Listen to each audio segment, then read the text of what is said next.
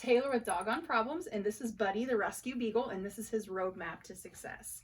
Buddy is loud. He likes to bark, and so some of what we talked about today is just putting him in a position where he doesn't feel like he needs to get so excited. The first thing that we talked about today is exercise. For Buddy, he needs a little bit more. Before, he was getting around a half hour's worth of exercise a day. His dad was also already doing some great things. He was already working on having him run up and down the stairs to burn energy, and doing other things with him, just not as much as Buddy needs. So for Buddy, we're going to want to spread the exercise out between 2 to 4, or you want to exercise him every 2 to 4 hours. For him, more frequent exercise and shorter intervals is going to be better. It's going to help keep his energy level lower.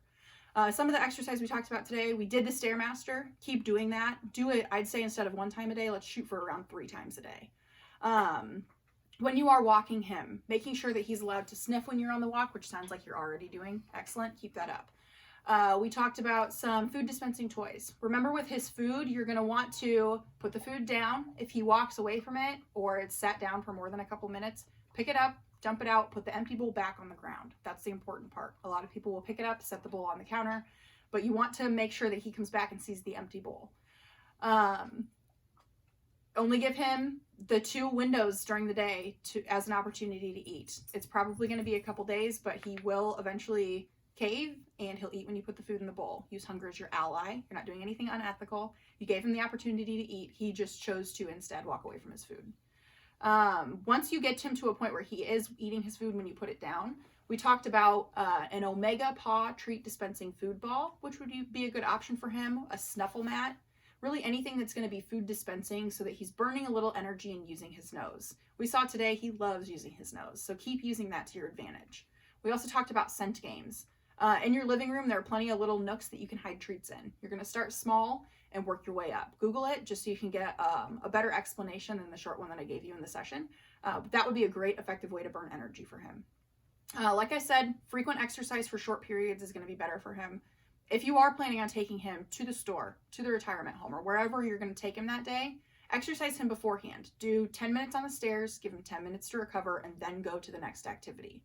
This should help with some of the whining that he does from being excited, barking that he does from being excited, but burning his energy is going to be a great way to put him in a position to be successful. Next thing we talked about are rules. Breaking the rule for him is going to be very, very confusing, so the rules have to be in place for at least 3 months or until your problem continues. Anything that you don't specifically disagree with, you are agreeing with. We talked about first the furniture. So for at least the next few months, he's not going to be allowed on the furniture. You're already blocking some of the furniture. Just take away the few areas that he has left. They make X mats, Chewy, Amazon. Basically, they're just plastic little sheets that you can put on your furniture to keep him from getting up here to lay down. After that window, you are allowed to invite him up whenever you feel like it. But for the time being, we're going to have no furniture. The next one we worked on was sitting at the door. The first time, you're going to tell him to sit 1 time. If he doesn't sit within that 3-second window, sit down at the chair by your door, set a timer for 1 minute. After the minute has passed, go back to the door, tell him to sit 1 more time. If he sits, he gets to go out. If he doesn't, now he has to wait for 2 while you sit at the table. Go back, try again. If he sits, he goes out. If not, now he's waiting for 4. When we practiced it earlier, by the 2nd time he was sitting, so I would guess for you this is going to move pretty quickly. He's going to understand. This will be another indication for you that he needs to go to the bathroom. Eventually, he's going to understand that he should go sit at the door as a way of telling you he needs to go to the bathroom. We're eventually going to work on the bell, but for now, this will be eventually an immediate indication that he needs to go potty. We also talked about having him sit before he exits his kennel, making sure that he sits before he gets his food, making sure that you're taking something 5 bites, at least 5 bites before he gets his food, so 5 goldfish crackers or 5 bites of an apple, but you want to make sure that you're eating something before he gets access to his food. Remember, dogs eat in the order of their rank, so if you don't even have the status to eat first, then why should I listen to you? Let's see, what other rules did we go over? Having him sit before you put his leash on. Really anything that's going to work for your life. What we're doing here is making small little tweaks to the things you do every single day and making it so that he sees you doing literally like things. Remember, breaking the rule is very, very, very confusing for him. So don't break it as a way of rewarding him. If you feel after you've gone through this 3-month window and he's figured out that he's not allowed on the furniture. If you feel like you want to share the couch with him, it's a one-time pass. He can come up and hang out with you, but if he gets down to go wander around or bark at something, he has to get permission to come back up again. And that does it for rules. Next thing we talked about, and staying out of the kitchen while he is, or while you're cooking or eating. We went over working on the boundaries. Practice that with, really, I'd practice it more than the kitchen just because there's only that small area for him to cross the boundary. Practice it with Sally's room. Practice it with the bathroom if you have a shadow while you're going to the bathroom. But that's really a give and take situation. With the kitchen, at first you're going to want to practice it when you're not actually cooking, like we discussed. Eventually you'll work up to when you're cooking, but you're going to want to practice that to set him up to be successful in that situation.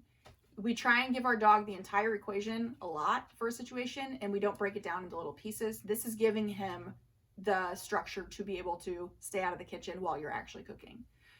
We also talked about practicing in the car for your road trip. So start slowly. So at first you're going on a 10-minute car ride around the neighborhood. Maybe build up to an hour's drive while he's in the car. Set it up the way you're going to set it up when you go on your road trip so that he's already practiced at that. We talked about potentially getting him comfortable with the carrier. If that's something or the pet carrier, if that's something that you do end up following through with, let us know. I can send you a video that covers a kennel training exercise that would go through the exact steps you'd need to use to get him comfortable with riding in the carrier. After rules, we talked about petting with a purpose. Petting with a purpose is essentially having your dog earn the attention. Right now, it sounds like Buddy gets lots of pets, and he's not really having to ask for attention. So at first, you're going to have to withhold attention. Once you've gotten to the point where he is trying to tell you to pet him, tell him to sit one time. If he sits, he gets the attention. If he doesn't, he gets nothing. Go back to whatever you were doing. Make sure he sees that you're not waiting on him for him to sit so you can pet him.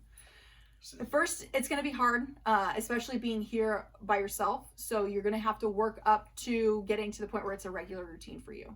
Eventually, he's going to start prepaying you for the attention. He's going to come sit down in front of you as a way to say, please pet me. When he does, it's very important that you pet him to reward him for that. Make sure you're petting underneath the chin. Elevated head position, like we talked about, is going to be better. It's not that Buddy's not confident, but he does hold his head a little bit lower. So we want to promote that more elevated head position by petting underneath the chin. But if he doesn't sit, he doesn't get the attention. Eventually, he will prepay and you'll get to pet him as much as you'd like. This is going to help increase his respect for you. And it's also going to help reinforce his sit command. We also talked about passive training. If he approaches you, pet him and say come. If he sits down next to you, pet him and say sit. If he lays down, pet him and say down or crash, whatever word you like to use. Remember fun command words. Dogs are the only animals on the planet that are capable of reading human facial expressions. So we want to take advantage of that. If there are words that are going to cause you to smile, choose those words over the boring words.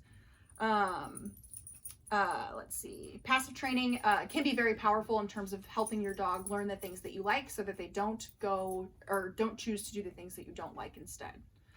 I already kind of covered the kitchen, but make sure that you're practicing the boundaries exercise. So he's seeing where the boundaries are.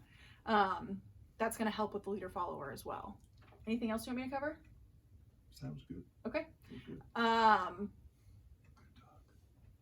Make sure when you're giving him the treat, you're saying the word for why you're paying him. So if he sat, give him the treat and only say sit. Dogs, the more words we use, the harder it is for them to learn the word that we're trying to teach them. Otherwise, Buddy. Sit. I don't know if you can see him. This is Buddy, and this is Buddy's roadmap to success. Remember, everything you do trains your dog. Only sometimes you mean it.